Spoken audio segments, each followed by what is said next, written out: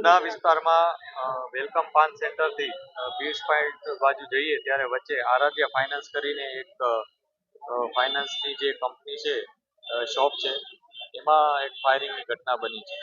આ ઘટનામાં જે પ્રાથમિક વિગત છે એ મુજબ એક બાઇક ઉપર બે જણાએ આવી અને આ ફાયર કર્યા હોવાની માહિતી છે. અત્યાર સુધી પોલીસને એક બુલેટ મળી છે, એટલે પ્રાથમિક દ્રષ્ટિએ કહી શકાય કે એક બુલેટ ફાયર થયેલ છે. પોલીસ તપાસ કરી રહી છે કે હકીકતમાં શું બનાવ છે. જેનો ફાઇનાન્સની આ જે ઓફિસ છે એને પણ વધારે ઊંડાણપૂર્વક પૂછપરછ કરી રહ્યા છે.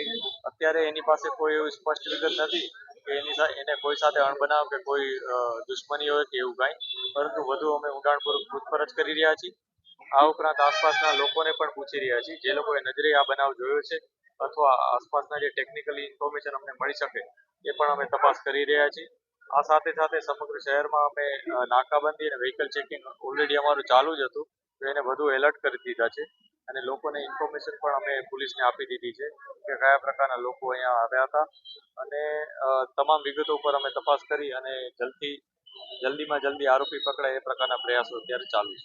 મારું નામ છે રાહુલ પવાર અને મારા મોટા ભાઈ છે દીપક પવાર અને એમનું કામ છે આરાધ્યા કોર્પોરેશનનું, એમની ઓફિસ છે અહીંયા. અને સ્પેન્ડર ગાડી અહીંયા આવી હતી. સ્પેન્ડર ગાડી આવીને બે શખ્સ હતા. હવે બે શખ્સ હતા, એમાંથી બંદૂકોએ બહાર કાઢી અને બંદૂકમાં ગોળી લાગી.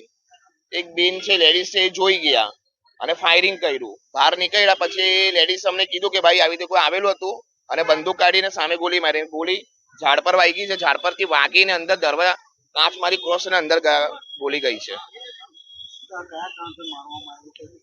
એ તો કયું કારણ છે હવે અમને તો કઈ ખબર નથી. હવે પોલીસ જાણ કરશે, જો આરોપી પકડાશે તો એમને પૂછવામાં આવશે કે ભાઈ કયા કારણથી ગોળી ચલાવવામાં આવી છે.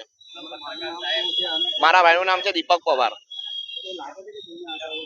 જૂની અદાવત તો હવે ખબર નથી પડતી, પણ હવે ખબર નથી, પોલીસ વાળા પકડે તો ખબર પડે કે ભાઈ કઈ અદાવત છે કઈ નથી અદાવત.